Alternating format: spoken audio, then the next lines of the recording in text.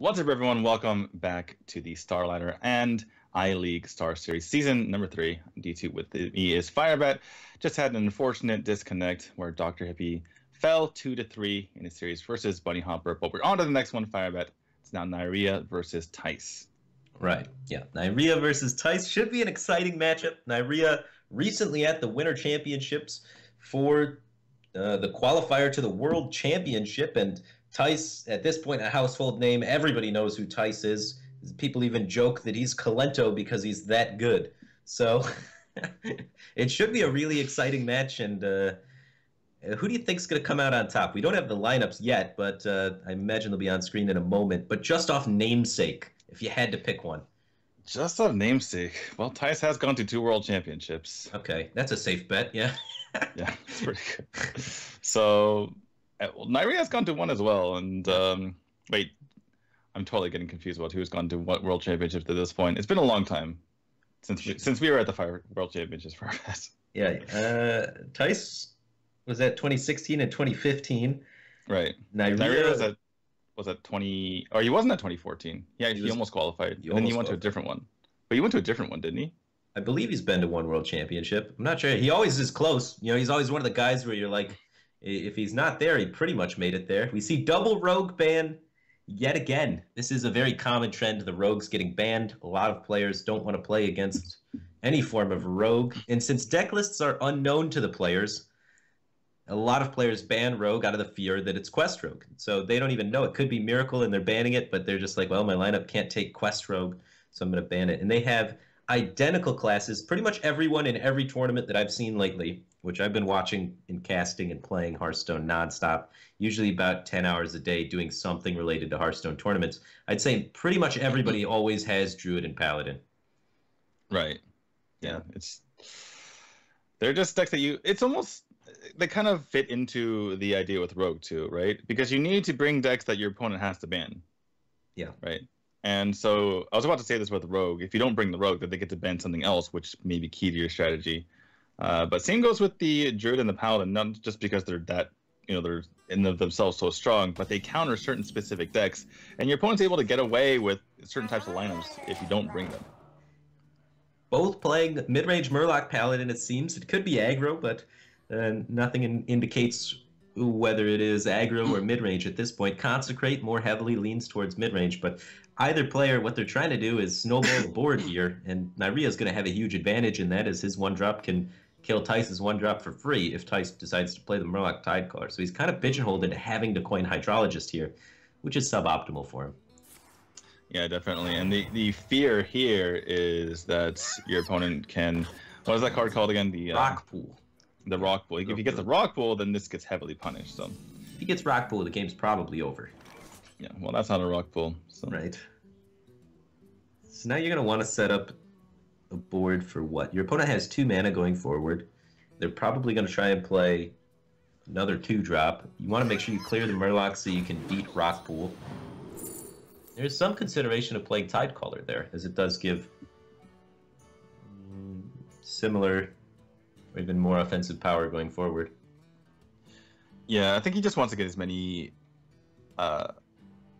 I mean, this is more efficient right now, and it's kind of the same stat line if he plays more like Warlord the following turn. That allows him to play a cheap Tidecaller in the future. And right now, because things are so tight in getting the board, every single point of mana matters. So the fact that both minions are pretty similar in stats at this stage of the game, I think makes Neirea go for the more expensive one. Ooh, he doesn't go for the 1-drop redemption. Well, I suppose if he does go for that, the War Leader doesn't buff it out of range, health-wise, to trade anyway. So that's probably what he's thinking about right now. But speaking of buffing out of range, War Leader certainly does that. Yeah, it's Thijs is going to need a True Silver Champion or something to kill this War Leader, or he's going to be in trouble. As the redemption would allow him to have a minion stick so he could try and buff up and counter trade, but without having a minion stick, it's going to be tough to get back on this board. Yeah, everything in Thijs' hand is just slightly awkward. You can play the Aldor, but the value of the War Leader isn't really in its attack power. It's the fact that it buffs everything else. So right. If the Gentle Megasaur were to come down, Could just be lights out for him. He's going to go for the Murloc Tidecaller. And the Redemption as well. Floats some mana, but this is pretty annoying if you're Neirea to try to kill this twice. The great part about this is it sets up the Consecrate in Thijs' hand. That's what he's trying to accomplish here.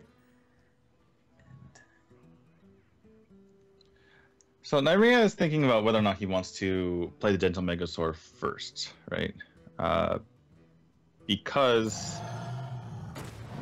if he wants to make a trade, or even if he wants to go face, it might behoove him to put on the buff afterward. But it looks like he just wants to go for a first this time. And looks like an attractive turn to get some Death Rattle going on. Yeah. Consecrate, although it cleans up the Death Rattles, or at least half of the plants, it's still not pretty. There's going to be a 5-2 and 2 more 1/1s left over after the fact that are going to be punching Thijs in the face. Well, since the Consecration isn't so pretty, is there any other way to go about this? It's like an Aldor play, but then the 3-2 gets to value trade up. I guess you don't mind that. All the minions could trade in, though, killing the Aldor. But the Aldor does seem kind of appealing. Aldor Redemption on board looks pretty good. But, yeah. If you do that though, is there a way to get punished? Neirea is running Tyrion and Primordial, so like you were mentioning before, does lean toward the mid range, which means that unlikely, or at least less likely, to run the Bluegills. Yeah, usually they just run the Rock Pools and just the essential Murlocs. No like Tide Hunters or anything like that. 2-drops are just generally Rock Pool. Right. So because of that, if say Aldor comes out and you play Redemption, if all the 1/1s and the 1/4 go into it and it lives, then there's no way for the Bluegill to kill it. You're looking at only True Silver to kill off the 3/1 then at that situation, and then your Aldor can actually kill it off. But it looks like he's just going to go for a couple of Murlocs here instead. He's trying to play the most stats possible on the table.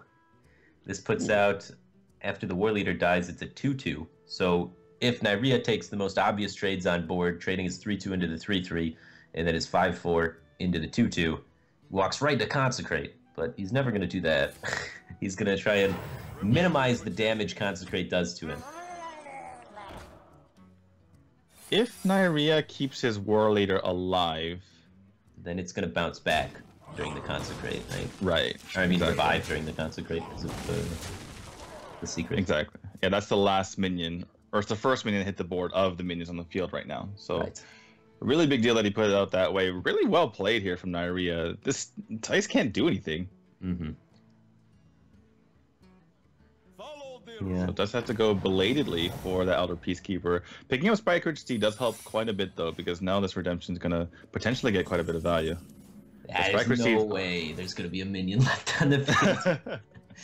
So Thijs' Spikeridge Steed is not going to do anything. It's going to get swiftly shut down. Neirea's Spikeridge Steed, on the other hand, it's going to allow him to ignore all the minions and punch Thijs in the face. So, is he able to test for Get Down and Eye for an Eye there? And now he's thinking, okay, it's probably, obviously, at this point, Getaway Kodo or the Redemption. Let me think. Right.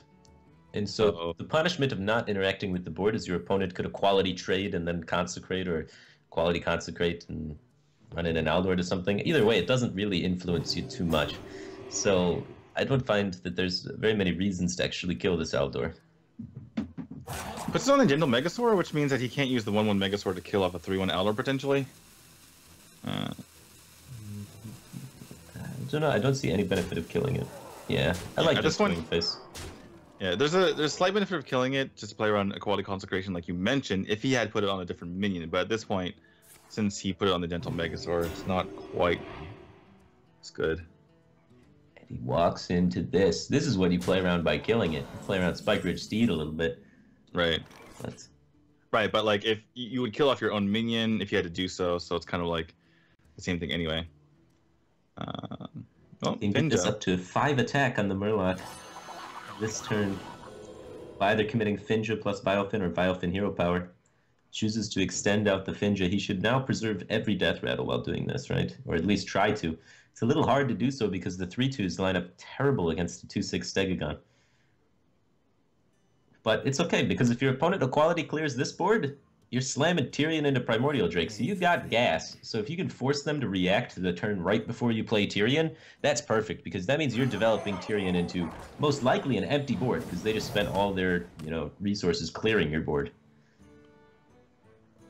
So Neirea is committing to the Valfin Inquisitor here, which says to me that he wants to actually trade in this turn just to make sure you don't get completely wiped out by your opponent like clearing the board and having a Stegagon left over. Right, you should pop the Eldor, I believe, but doesn't choose to do so. Now if a Quality Consecrate comes down, or something like that, you have the 1/1s to pop the Eldor, so I understand it. Makes sense. Well, you get the 1/1s from your Murloc War Leader, the little plant guys, which then run in and kill the 5/1. Yeah, it might be Tice to finally just use his Consecration, even though it's still not the greatest one out there. The fact is that the War Leader is buffing way too much here. Well, on the contrary, you might believe that you need to save it for equality. That is true. Thinks like... Yeah, the only way you can possibly win is if you get the mother of all board clears, right? Right, he needs the full recovery package, but no, he thinks it's time to let it rip. He's taking too much damage and he needs it to stop. Yeah, and Neirea, part of the reason why he committed the Valfin Inquisitor there was so he could threaten lethal. And part of the reason why Tice has committed to this is just because, the other plays in his hand were absolutely horrible. Rockpool into Gentle Megasaur basically was the highest, tempo play that he can make. And funny story, Tice actually made the board a bit bigger because the more like it's buffed by Redemption, yeah. Yeah. Is that lethal? First minion has 4 health, so you trade in the 4, then you can equality poke in with the other one. You got 4, 7, 8, 9, 15. But Finja pulls out 2 Murlocs. Oh, there's not a board space for it to pull out 2 Murlocs. You're 1 off because Finja only pulls out 1 Murloc because of board space.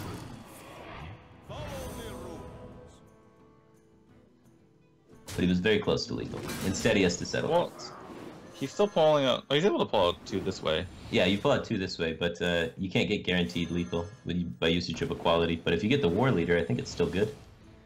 I would say it's pretty good. 16 1 damage off lethal. If he had equality, he actually would have had it, I think. Yeah, if he equalities, he would have had it, but you risk pulling out 2 Murlocs that are not War Leader. Oh, he has it because of his hero power.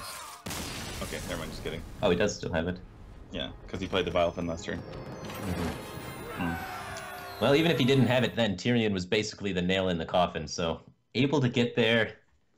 1-0 for Neirea. And the real story about that matchup and that game in general, and the Murloc Paladin mirror as a whole.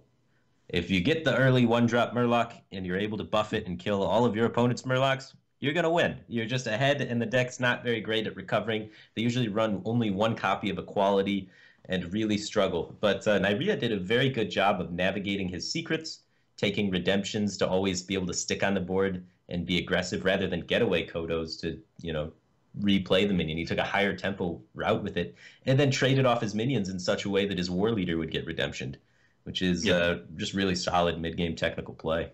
Yeah, definitely. There are a lot of situations there where if Neirea made the wrong trade, then Tice gets a very good consecration and comes back into the game.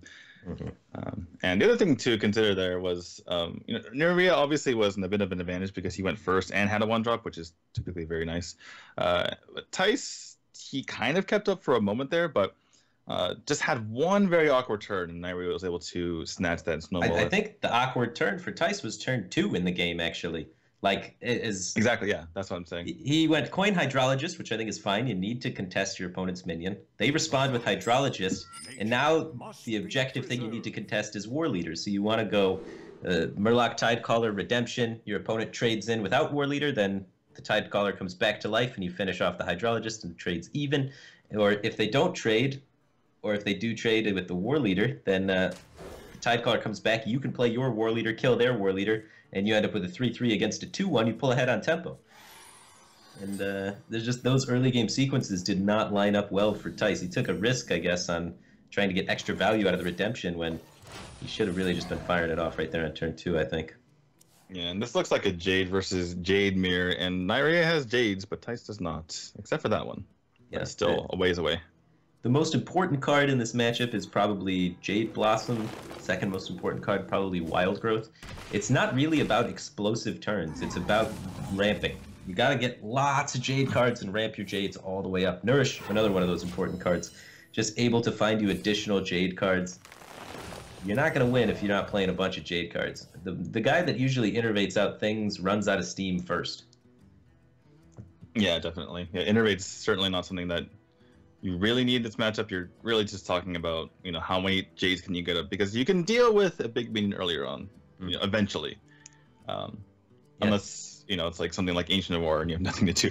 Although that's not really played in this matchup, or not really played in this deck anymore. But yeah, the Jades at some point, if you have bigger Jades, you're just going to win because you just have 1 or 2 stats bigger than them at all times. I've seen many players mulligan away Innervate in this matchup out of their starting hand, just because they want it later on to cycle with Gadget, and they just want to start hitting their Jade ramp earlier. They don't care about innervating out minions. Yeah, and if you get the best card in your deck, which is Jade Blossom, then innervate's not as good. Yeah, you do both ramping Jades and mana at the same time. Feeling the pressure, Tice just has to drop a naked Fandral. Yeah, not a whole lot else you're going to do. Feral Rage could have taken out one of the minions, but kind of saved that for a bit of a worse situation here. Curator for Neirea. So it seems he's maybe running the Stanudachi list with the double Stampeding Kodo. Able to get a 4/6 taunt out there rather quickly, and a lot of card draw to refill his hand. He's got the Hungry Crab! There is Paladin in almost every player's lineup, and almost every player is playing Murloc Paladin from the tournaments I've watched recently. So I think it's a good meta call. Super interesting. No Kodo, though. So he's gone a different route with the tech, removed the Kodos, replaced them with Hungry Crabs. But, unfortunately for Neirea, it's kind of like you know, a good problem that I have. He's already beaten the Paladin. Well, Tice has to get a win with the Paladin, so Tice may play the Paladin again. I got you. My mind is kind of all over the place. Too much last hero standing from DreamHack. Okay. Anyway, my bad.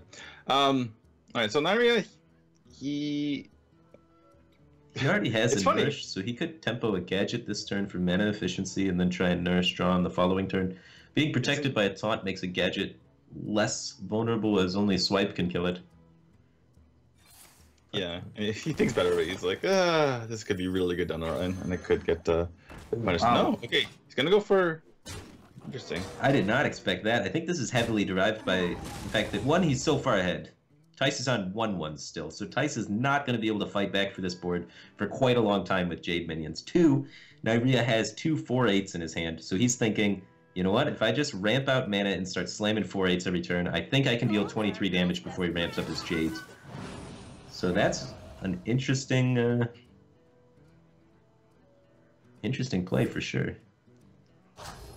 And Tice is just, he's kind of playing in these Primordial Drakes right now. It's the same trades, essentially. You know, trades into your Jade Spirit, go ahead and Primordial Drake, your 3/3, or excuse me, your 3/1 trades in your opponent's 3/3. You can even play your good old Murloc, or excuse me, Hungry Crab out.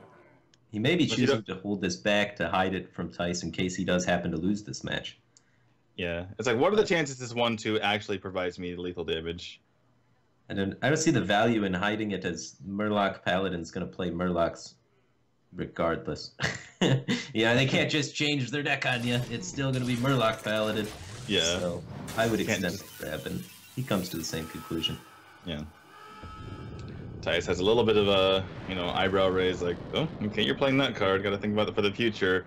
A lot of things overloaded on Tice's mind now. I'm not talking about Shaman. He's like, well, I'm losing this match. I'm not looking good in my Paladin deck either because of that Hungry Crab, and yeah. One of the things playing that Hungry Crab does do is it gives Tice the information of what the Beast card was. Because Tice, if he's hand tracking, knows Neirea has a Beast in his hand. I'm guaranteeing you he's not assuming it's Hungry Crab. So Neirea lost the bluff value of potentially having a Kodo in his hand. Yeah, true. Though for Tice, you kind of look okay with your opponent playing a slightly weak minion out just to kill off a Jade Spirit. So, Alright, so Ty's fighting back for the board. Obviously not going to play this Feral Rage for armor at the moment, since he does have the Earthen Scales in hand. But Neirea has a pretty nice follow-up with this IS Persistence his Jades have already gotten going. Oh, he's going to go ahead and play right now.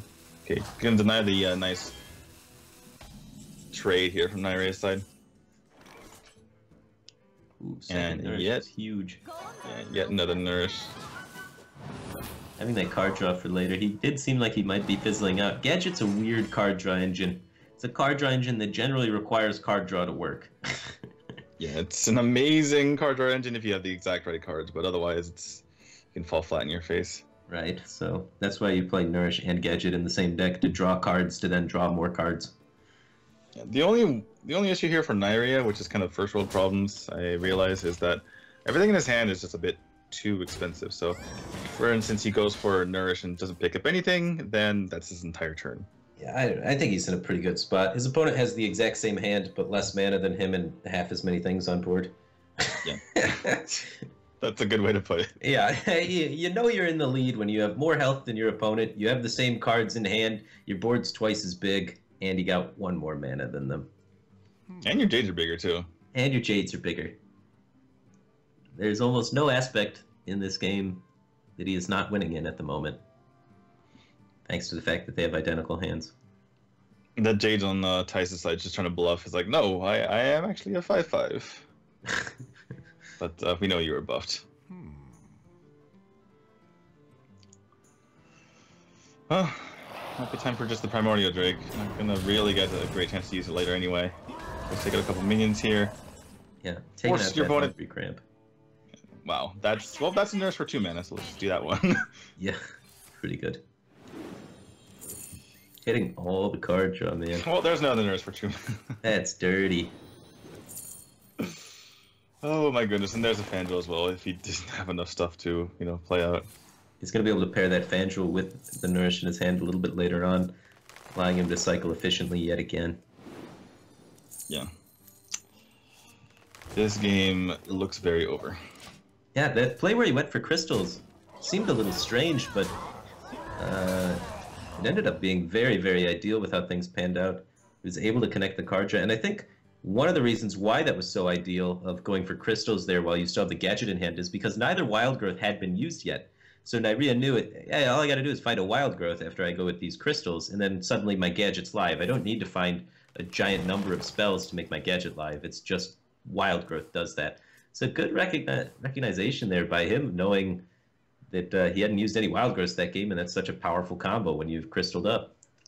Yeah, it's the funny thing is, the brilliant thing, there's no dead card the way he did it, right? Because you usually your dead cards are your spells, right? Because you're looking for pressure, but any spells you get, you can pair with gadgets in anyway, right?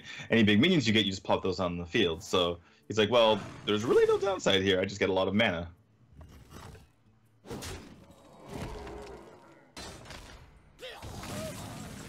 Well, Thijs has to take out the gadgets, and that's his entire turn, which means Neirea has free reign to develop onto the board here. 6/6, 7/7. How do you like that? I'm sure Thijs doesn't like it one bit. This game seems to be nearing its end, unless we have some crazy Yogg shenanigans coming up. Yeah, if Thijs runs Yogg in his deck, he's got a chance. If not, there's really no recovering from this board state. He's dead. And even Yogg would just have to be one crazy Yogg. Well, he's hoping for a Gadget miracle, so we can kind of assume there's maybe no Yogg in the deck, as he doesn't try and just play excess mana for it. And he needs a very dramatic recovery. Yeah. It's possible. If he were playing Shaman Jade cards, maybe. Because Shaman Jade cards actually remove while they develop, but Druid just plays its own big stuff, and your opponent's already threatening lethal, unfortunately. If he could string together maybe rats and moonfires, I don't know. Some sort of crazy clear. A naturalize would be good. Yeah, just a few naturalizes. The second Innervate's pretty fantastic. Maybe he can Feral Rage armor out for some trades. He's only looking at 15 plus 7 damage, 22 damage on the board. The problem is he's already used Earthen Scales, already used Fail Rage, so at this point, I'm not really sure what he can draw. The miracle is dead. And Neirea is going to be up 2-0 against Thijs, winning back-to-back mirror matches. Jade versus Jade. What does that leave Neirea with? That leaves him with his Mage here. Right. He's a big Freeze Mage player. I wonder if he might play Freeze Mage. It's pretty good in the current metagame against Paladin. He is Hungry Crab in his Druid, and he's playing a more aggressive variant of Paladin, which typically means it snowballs more consistently and is favored in the mirror. So he could be targeting slower mid-range Paladins with a Freeze Mage, Hungry Crab, Druid, and more aggressive mid-range Paladin. Or he could be running the more traditional Sai Gunther Mage, which is the Medivh Mage. Yeah, that deck is just really funny to me, as we do see it's more geared toward that. It's kind of just like Freeze Mage with just different cards in it. Yeah, it's like Freeze Mage without the freeze, essentially. Yeah, and it has the ability to, you know, occupy your opponent's turns with minions, so that then it can burn you out later on and be more proactive. It's what Blizzard wants Freeze Mage to be, man. Yeah, right? like we're okay with this style of Mage. We're fine. It's a very interesting deck, and it's all about timing. It's all about choosing the game plan at the correct time. You either fight for value, or you just ignore the board and burn them out. And you have to be able to identify which of those lines is going to have a higher chance to win you the game. I really like Frost Nova here, because you can pair Frost Nova with Alexstrasza later on, and it's just beautiful for helping you not get popped against Jade Druid. And oftentimes the 8/8 sticks, because they don't run mulch, and then you bash him in the face for 8 and kill him. It's real fantastic. But that being said, the other cards are also extremely powerful. But Alex Frost Nova is a wicked play. They don't run mulch because they can't run mulch. Feels bad. Yeah, exactly. So it really just takes care of business. Yeah. But at the same time, having 2 Pyroblasts in your deck allows you a lot of reach over the top. An extra Flame Strike would allow you to go with the game plan of, you know, slowing them down a lot better. So it's a tough call. Yeah, you see Neirea really agonizing over this one. Just go for the 5-mana Flame Strike, which you can't really blame him too much for. But all 3 of those had their different options, and all 3 of them had varying ways of going about this game as well. Right. I'd say Flame Strike is the most versatile card to pick out of them, and he's pretty sad to find the second one. But Flame Strike's a card that it just gives you the most potential outcomes in the immediate. Frost Nova is the best later on down the game, and Pyroblast was the best if you were already committing to the burn plan, but he's not committing to any sort of plan just yet. Well, Neirea gets a free 6 mana or so if he plays his Jade Blossom route right now. Yeah. It's not too bad. Spent 3 mana, got a 3-mana card. Pretty fair exchange. Yeah. But Ramping and Mage, pretty strong. Well, Neirea can kill a lot of things right now. You can burn them up with Flame Strike, he can smash a Meteor on them with Meteor. He can turn them into Sheet first if he so chooses. He can throw them into a portal field with Fire lands. He does have a lot of removal in his hand, that's for sure. And that removal turns into value with Medivh. Having Medivh early on against Jade Druid is so good.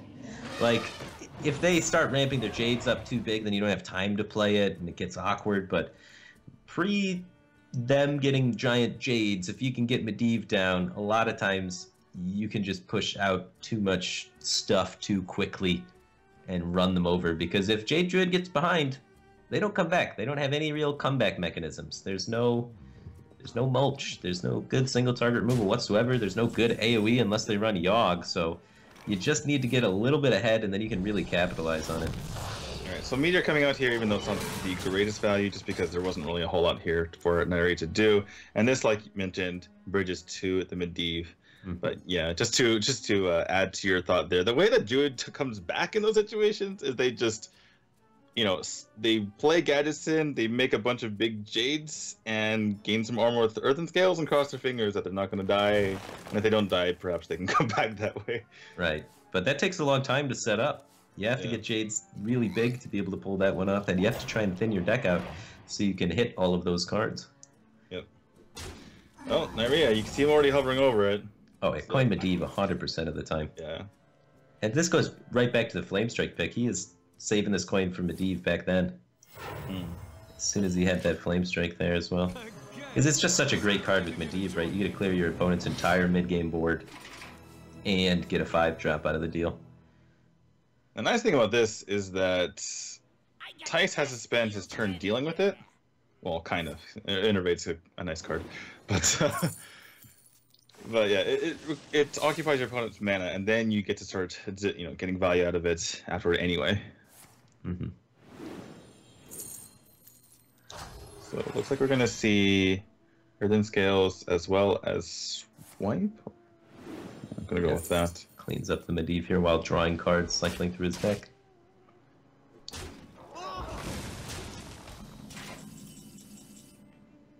Oh, it's a good Firelands Portal on that Gadgets and Auctioneer. Yeah, absolutely. 5-drop and a 7-drop. You're not really too afraid of the Tar Creeper, as it does return to a 1/5 on the next turn, which is just terrible at trading with your minions. Well, as far as 5-drops and 7-drops go, those are the best, but, at least they weren't disasters, right? And there's the Harrison, though, so that's what Tice was looking for. Wanted to get the value out of that, drawing with the Gadgets in here. And that's just game-breaking. Like, Neirea had so much powerful stuff that he was about to do, and all of it is just shut down by the tech card from Tice. Harrison Jones, such a powerful card in the metagame, as even Mage runs weapons nowadays. There's just so many decks running weapons. You got the Paladins, you got the Warriors, and even the Mages. Even the Mages. Oh my goodness. When are we going to escape it? Talk about a good Flame Strike. Yeah, this is pretty good, but this is the last time that Jades are going to be caught into the Flame Strike. Well, you can ping on a 5. The thing about that Flame Strike, though, is now you've cleared the board completely. Next turn, you're threatening to be able to Alexstrasza and push 9 on the same turn, setting your opponent to a ridiculously low life total. So Tice has played one Swipe. Is there any world where Neirea is afraid of dying if Tice builds up a big enough board here? To where he wouldn't be able to Alex, yeah. Yeah, he's afraid of Alexing. It's getting pretty big. Yeah. Yeah, this is where you can see where like that Frost Nova potentially could have been insane. Yeah, Alex Frost Nova on this turn. They can't kill the Alex or the 5/6 or the 4/4, and you just punch him in the face. Oh moly. Yeah. And you saw what Neirea is like, well, if I knew I was going to draw Flame Strike, then I would have gone for the Frost Nova. This might be his only chance, though. Let's see how much damage on the board. 18, so, wow. Okay, he's just dead. Yeah. You're dead to everything if you try and Alex face here. So he's going to need to try and find some way to set up Ice Block and not get popped. So, and put out as much pressure as possible. So I favor maybe like Ice Block Firelands Portal on the 5/5 or something. What about Ice Block and Polymorph and then Medivh's Valet? Okay, that puts out a solid amount of pressure as well. I could get behind it.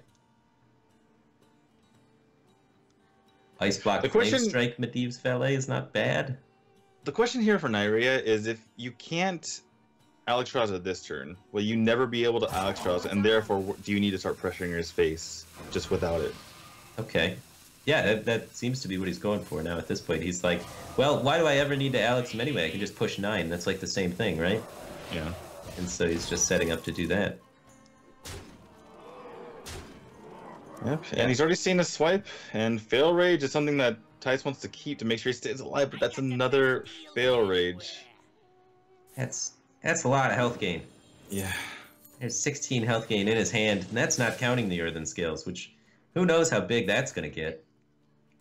Well, he can Earthen Scales right now to get a value trade on the Volcanosaur if he so chooses. Picks up a Fandral and a Wrath. So Wrath can go ahead and clear out the Cult Apothecary. He can also... Well, he can do a lot of stuff. He's going to start with the Jade Idol first. And yeah, I imagine it's going to be Wrath as well as the Earthen Scales. He has enough armor gain where he probably doesn't die, and has enough pressure on board where Neirea doesn't really have time to start throwing damage to face, since he needs to commit the ice blocks. So, yeah. There's always Firelands Portal into Leroy. So is that. I guess the one good thing for Neirea here is that he has a pretty good Flame Strike. That is a really good Flame Strike. So, go 5 mana Flame Strike. Leaves you with 5 mana.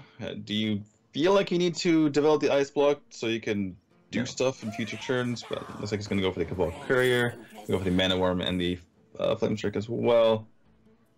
Feeding time. Here's the Feast Cryomancer. Those are bad. Yeah. I guess you take Priest of the Feast. I could see Cryomancer too. I don't know. You never take Feeding Time. That card's just terrible and doesn't accomplish anything against the size of these Jades. He's going to take Cryomancer, just try and get the most offensive stats on a minion. Maybe he pairs it with some sort of Frost Nova or whatnot, and then it can be a huge body. Yeah, Priest of the Feast just seems like the stats don't really match up too well against Jades at this point. Sure. You want something that hits him in the face the hardest. Well, Neirea kind of sort of has the board here. But here comes Fandral.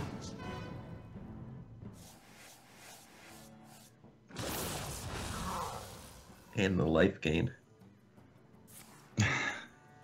Goes for the Jades first. Yeah, because he wants to draw more idols. Right, but I don't think this turn... I guess he could go for the Jades this turn. I really do like spamming more Jade idols. There's no way he can die from this position. He has 21 life, so... by throwing out another Jade Idol, then drawing more cards to try and get even more Jade Idols, he's going to set up, enough damage where it threatens lethal against Neirea. Very true. Yeah, so putting valuing putting his own pressure rather than healing himself. That's kind of like, healing yourself in a way, right? Because if your opponent can't kill you, then they're not going to be shooting you in the face. Well, there's a Fireball, though, so could be the last chance here for Neirea. Maybe just Fireball. The Ice Block, Medee's Valley, and Fireball. Could be Ice Block and Violence Portal in the face. Hope we get that good old Leroy. What to do? What to do? Yeah, I guess your hope is they don't have any Feral Rages in their hand. Just hold that entire hand is Jade Idols. The thing is, Neirea, it's actually very scary that your opponent has shuffled all these Jade Idols into his deck because, oh, I guess you have both of them then, don't you? Does get a Charger. Yeah, 7 damage Firelance Portal. A little fortunate there. He's got the ability to dispense 9 additional damage on the following turn. But Thijs is definitely going to Feral Rage. Is there a way to do a decent job of clearing this while popping the block? Let's see, he has 15, 18 on the board. You can... Do you need to clear it? What if you just pop in a double Feral Rage? Yeah, true. Well, 4-8... Using Swipe this turn, maybe, alongside it? Do you want to squeeze in the Hero Power and play another Jade card? You're like 1 off from being able to efficiently kill one of the minions and then also pop. Time waits for no one.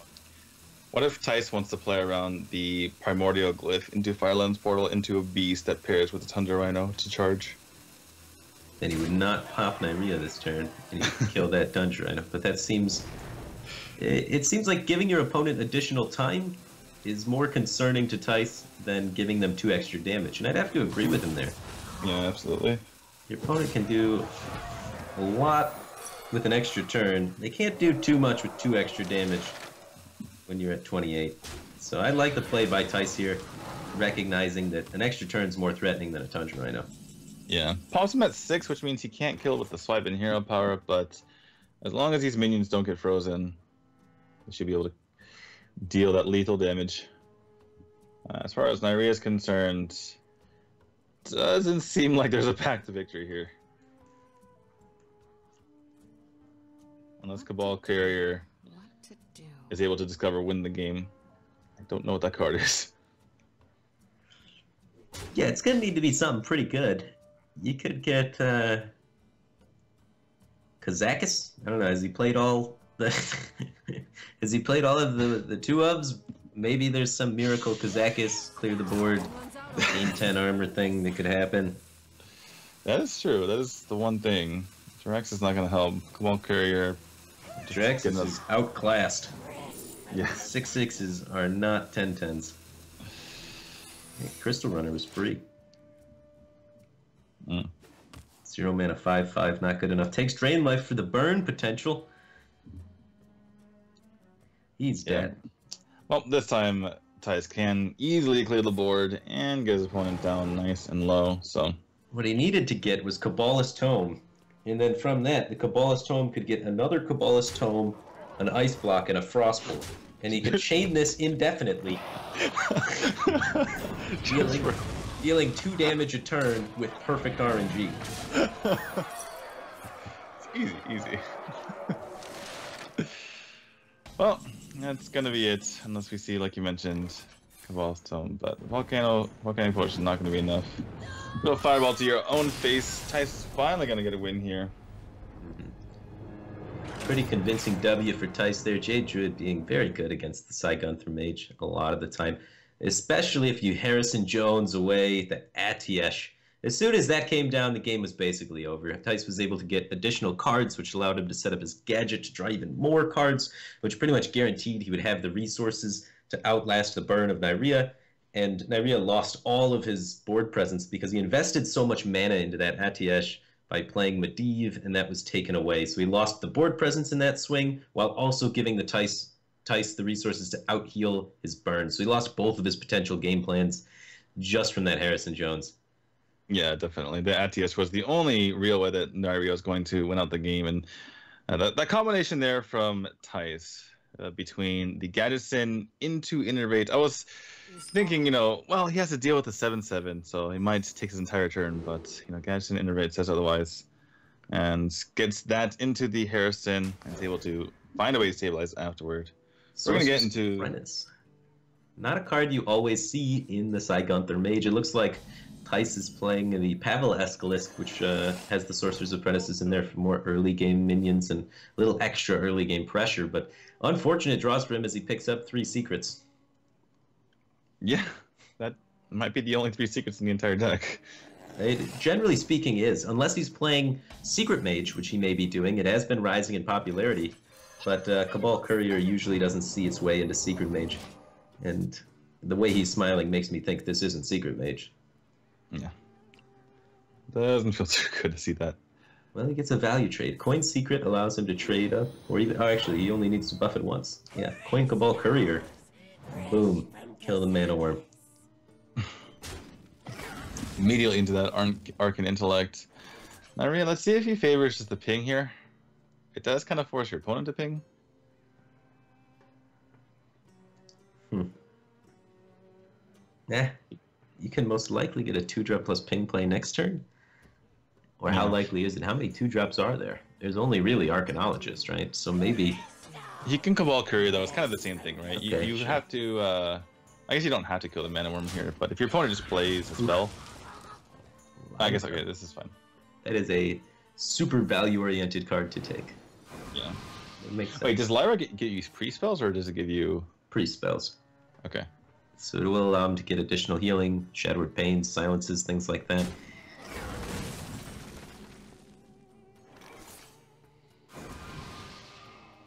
Oh, here we go. Both players continuing to draw and get the removal here. Again, Thijs had a pretty deep disadvantage just because of the fact, those 3 secrets on the left side. Not to mention in the future, if he picks up Arcanologist, it's not going to draw anything. Yeah, that's going to be painful to see. In a Mage Mirror, typically speaking, you want to have the more offensive hand. The more aggressive you can be, the better, because Mage is just better at killing things than it is at defending. Like, in general, as a class, its hero power is pretty good offensive, not very great defensive. It doesn't gain you any life or armor, it deals damage to things. And Fireball and Frostbolt are cards, and they really heavily favor you if you're in a head position, because then you can use it to kill people rather than remove minions. And so Neirea goes for the Arcane Intellect here, gonna fill up his hand. It still doesn't really have anything to do next turn. Don't really want to play the Lyra and not get any value out of it. Might just be an Ice Block and ping if nothing happens on the side of Thijs. Yeah. Both decks drawing extremely reactive hands, and when you're trying to react to someone that's trying to be reactive, you're both sitting there looking at each other. Ooh, that's a good pickup, though. Having the Gluttonous Ooze for the Medivh is very important. Yeah, but it's still stuff that's reactive, right? So he's sitting there like, guess I developed this. He's thinking about throwing out the Lyra to try and bait out Tice's Firelands portal on it. And then he would have a target for his own Firelands portal, but ends up just going with the Ice Block instead, hoping Tice will, you know, Firelands portal face. Oh no, he's only on 6 mana. Well, Sorcerer's Apprentice could come out to discount the draw and allow the development of an additional secret. I'm gonna go and go for that line. Needs to just kind of pick it up here. A 0 mana 3/2. Would you look at that? Wow. That is valuable. That's tempo, maybe. Yeah, tempo. Sick tempo. Alright, torch it. Get that tempo out of here. Yeah. You don't need any of that shenanigans around here. Yeah, he's gonna go for it. He was thinking about alternate plays. You know, just throw away Volcanic Potion is not really that valuable. Gets another Lyra! More Lyras. Lyra and Neirea, best buds for life. Oh my goodness. Lyra has the most badass voice acting, by the way. It's pretty crazy. And Neirea pretty much knows that there's no Firelands portal because you would insta Firelands portal that. Oh yeah. Yeah, without even hesitation. Just, it would have been played. So, I was thinking if he wants to fireball it, that's not nearly as good as Firelands. But you kind of have to do it. Lyra threatens to generate a lot of value. It also threatens to overdraw Neirea though, so there's some consideration to just ignore it and hope it overdraws him. So, Neirea sees that the Archaeologist does not draw a secret. He knows Tice has second Ice Block in his hand. That's important. When you're going for an all-in burn plan, which may happen at some point, it is good to know they already have the second Ice Block so you can, you know, set yourself up in a winning position there. Yeah, he would have known if he would have gotten anyway off of the Archaeologist, but at the same time, obviously that information is pretty valuable. On the other hand, Neirea knows that his hand is pretty lackluster, speaking of Tice, because he has that Ice Block, he has a bunch of cards he hasn't been able to use for a while, there's no Firelands portal. He gets a lot of Shatter value on the table. Shatter acts as a 2-mana Ice Lance. Still kind of 2-for-1ing yourself against... Oh, you're... it's way worse than 2-for-1ing because the Atiesh is there. Right. And that's going to create additional... You're getting like 7-for-1 by this Medivh by the end of this. Yeah, by the end of the day, right? Yeah. So that's the thing. You're 2-for-1ing yourself just on the body. We're not even talking about the weapon here. And you saw Neirea just kind of play that out as quickly as possible because he knew that, you know, if there's weapon removal, I want to play before that gets out there. And third secret comes out here for Tice, and Neirea's kind of thinking, what is that? Yeah, the Babbling Book secret going into turn 9. It's exceptional timing by Tice here because Neirea really wants to Alex his opponent. Being the first one to Alex your opponent, you're able to kill them a lot faster. You're the first one that pops the block, and that's always a really positive thing. But if a secret comes down exactly going into turn 9, and you play Alexstrasza, and it's Mirror Entity, then you're really sad. So he's going to stray away from the Alexstrasza line and ending up having to take a different line just because of the timing of that secret, which is really good. No, realize it's not the Mirror Entity, and so Neirea probably surmising that it's... No, at this point, there's not a whole lot left. It could be Vaporize. Could be Vaporize. Yeah, it could be Counterspell, it could be Spellbender. Or Mana Bind. Or Mana Bind, yeah. There's a bunch of them that it could be. So gonna take his time. Speaking of Neirea, he has, you know, Ice Block in play, Ice Block in hand. He can kind of take his time here. He's not really going to lose the race. Yeah, well, but Tice says this is my chance. Yeah, he knows he's not winning the value game plan. He realizes he has half as many cards as his opponent. He knows that this is his window to strike. He's got the first Alex down. He's going to be the one that could potentially pop the first block and try and win the game that route. Which means Neirea may try to go for a defensive Alexstrasza this game and try and utilize just staying alive and outvalue Tice over time. So Neirea is kind of in a weird spot because he needs to use Volcanic Potion, but if it's not Counterspell, then you feel really weird playing this out. But he's gonna go ahead and play the the Volcanic Potion, get the Counterspell out of the way, use the Firelands portal, Get a couple minions on the side. Yeah, as long as he can keep the board empty, then when he gets popped by Tice, he can Alexstrasza himself back up to 15, and Tice will not have 15. Oh, wow! And Ali Armorsmith is going to just completely destroy the burn plan from Tice. Oh, that's brutal. Oh my goodness. Yeah. Now you have to kill that. You do. You do. Or freeze it. Do something. You got Flamestrike Medivh's Valet to kind of kill it, but you're wasting 3 of your damage, and it takes your entire turn to get this done. And you're leaving a 5-1 anyway. Oh, yeah. You're still taking damage.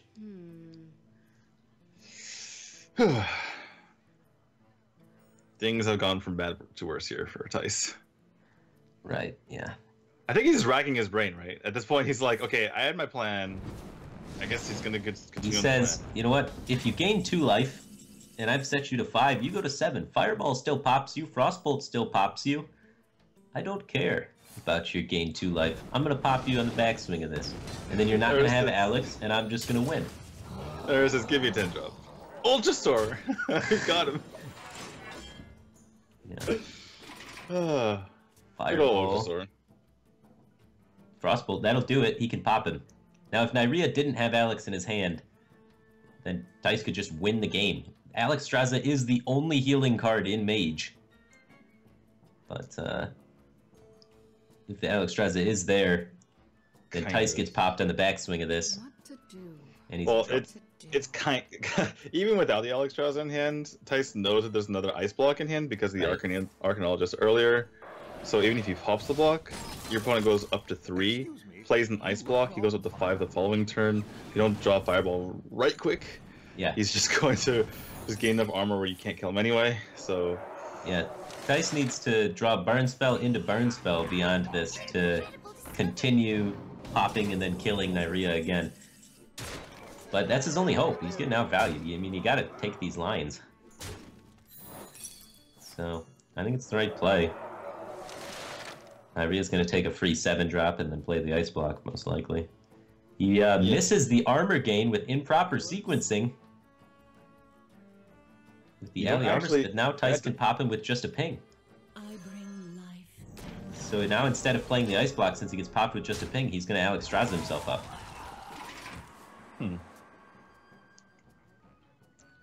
Yeah, and you can see, he's just rubbing his face like, oh my goodness, I can't believe I did that. You saw him do the math, right? The math worked out where he got his opponent as low as possible, but didn't work out. Tice needs something great off this Primordial Glyph. Fireball's reasonable, but doesn't have much time.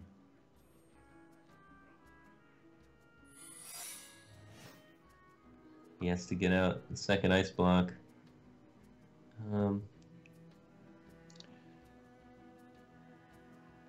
Yeah, so you can see on Tice's face, like, all right, I know what I'm doing. I first have to play the ice block. That's always happening, and then he's devising his plan from here on out. Well, and he needs to fit in the ping. The Ali Armorsmith, unfortunately for Tice, can gain armor with the minions on field, which is why Neirea elected not to clear them off last turn. They're now just going to try to see if he can't find priest spells to help him out as well. And I mean, the second ice block by itself should just be GG. He's going to be able to pop Tice, and then Tice pops him, and then he kills Tice. That's kind of how the sequence goes down here. Yeah.